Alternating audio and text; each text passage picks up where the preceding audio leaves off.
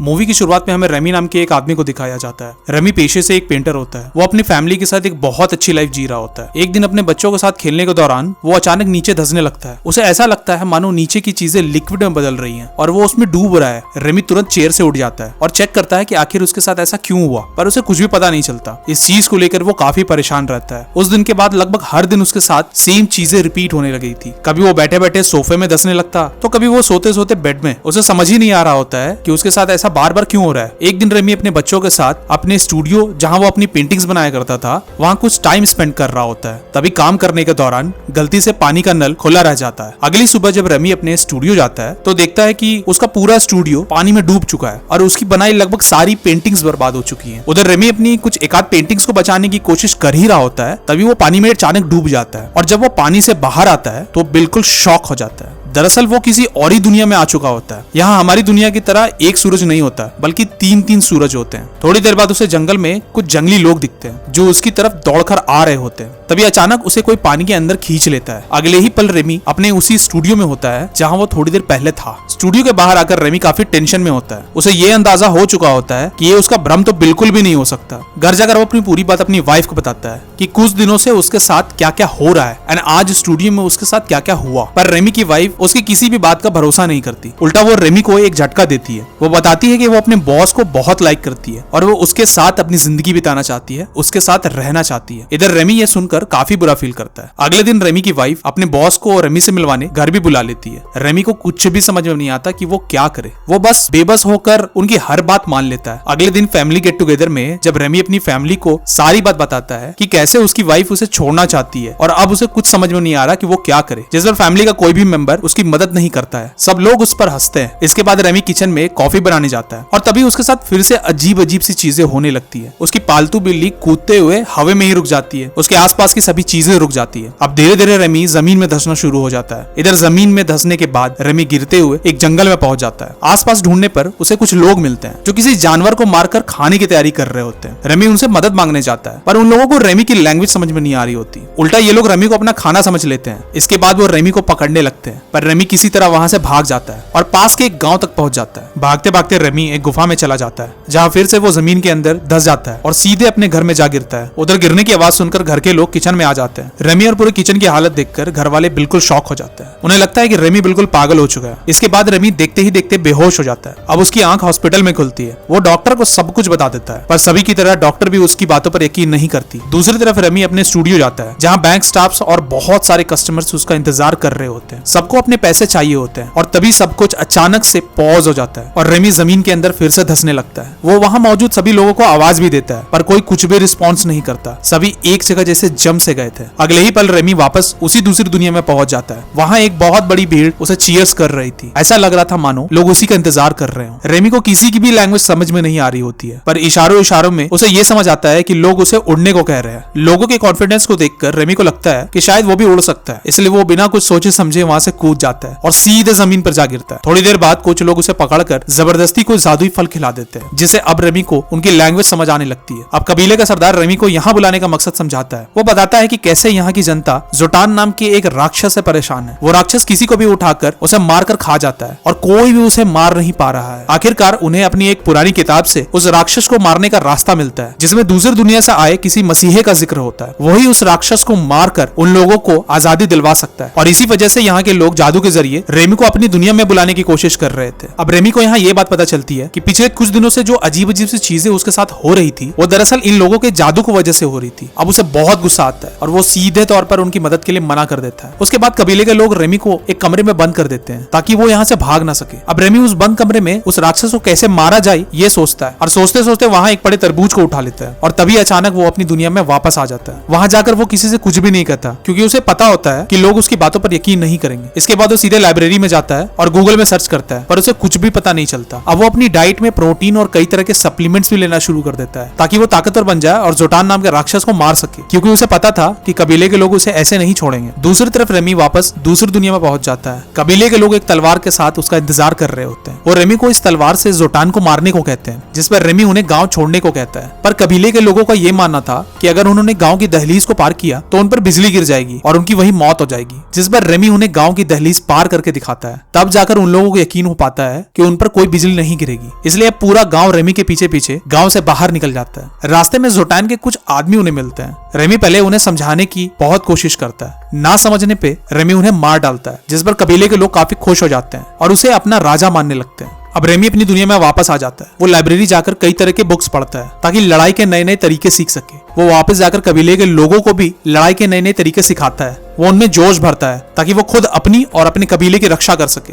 एक दिन बुक पढ़ने के दौरान रेमी अचानक से सोफे में धंस जाता है और दूसरी दुनिया में पहुंच जाता है। वहां रेमी देखता है कि कबीले वालों और जोटान की सेना के बीच भयंकर वाली लड़ाई चल रही होती है। जोटान की सेना कबीले वालों पर भारी पड़ रही थी। इधर रेमी जैसे तैसे कबीलों वालों को वहां से निकाल कर लाता है और उन्हें अपना प्लान बताता है। अब दूसरी तरफ रेमी जोटान की सेना के पास जाता है। वहां उनकी खूब बेइज्जती करता है, उनका खूब मजाक उड़ाता है और ऐसा करके वहां से भाग जाता है, जिसे जोटान की सेना उसे मारने उसके पीछे पीछे दौड़ती है। एक जगह पर पहुंचकर रेमी कबीले वालों को जोटान की आर्मी पर तीर से हमला करने को कहता है। सब वैसा ही करते हैं। इधर रेमी एक पेड़ की खाल के अंदर छुप जाता है और कबीले के लोग तीर बरसाना शुरू कर देते हैं और देखते ही देखते जोटान की पूरी आर्मी खत्म हो जाती है। अब कबीले के सभी लोग रेमी के आगे अपना सर झुका लेते हैं और उसे अपना राजा मानने लगते हैं। रेमी अब एक राजा की जिंदगी जीने लगता है। उसने टेक्नोलॉजी का यूज करके गांव में खूब तरक्की की थी। जहां एक और अपनी दुनिया में रेमी एक डरा सा सहमा सा इंसान हुआ करता था, अब समय के साथ साथ वो एक राजा के जैसे बहादुर और निडर बन चुका था। वो एक राजा वाली जिंदगी के खूब मजे ले रहा था, पर साथ ही साथ वो अपनी प्रजा के साथ गुलामों जैसा बर्ताव भी करने लग गया था। जैसे पहले जो लोग रेमी का हुक्म माना करते थे,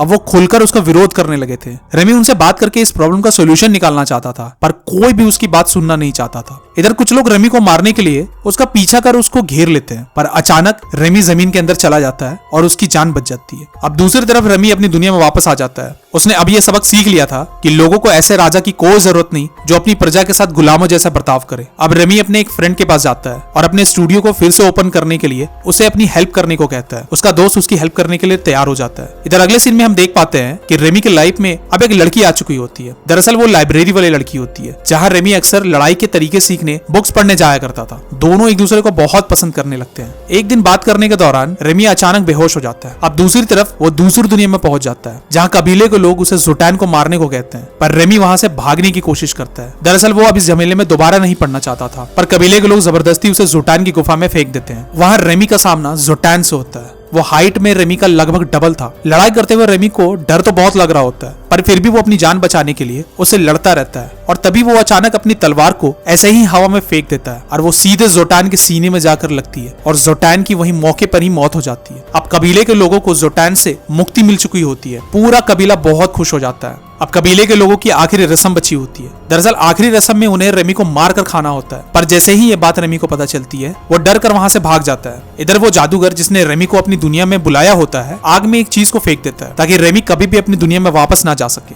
दूसरी तरफ कबीले के लोग रेमी को वापस पकड़ लेते हैं ताकि उसे मार कर खा सके। और जैसे ही वो रेमी को मारने वाले होते हैं, तभी कुछ लोग जो रेमी को सपोर्ट करते थे, वो उस जलती हुई चीज को पानी में फेंक देते हैं, जिससे रेमी बच जाता है और उसकी आंख अचानक से हॉस्पिटल में खुलती है। अब दूसरी तरफ हमें रेमी की गर्लफ्रेंड और उसकी बीवी को दिखाया जाता है। जब रेमी की गर्लफ्रेंड को यह पता चलता है कि रेमी का अभी तक डाइवोर्स नहीं हुआ है, वो बड़े दुखी मन से वहां से चली जाती है। अब रेमी की बीवी को उसकी गलती का एहसास हो चुका होता है। वो रेमी से माफी मांगती है और फिर से नई जिंदगी शुरू करना चाहती है। अगले सीन में हमें वापस दूसरी दुनिया को दिखाया जाता है, जहां कबीले के लोगों ने रेमी की एक बड़ी सी मूर्ति बनाकर रखी थी और उसे याद किया करते थे। मूवी के आखिरी सीन में रेमी को अपनी वाइफ और बच्चों के साथ एक बीच में दिखाया जाता है, जहां सब कुछ ठीक हो चुका था और सब एक साथ बहुत खुश होते हैं और इस तरह मूवी का एंड हो जाता है। आपको ये मूवी कैसी लगी कमेंट करके जरूर बताएं।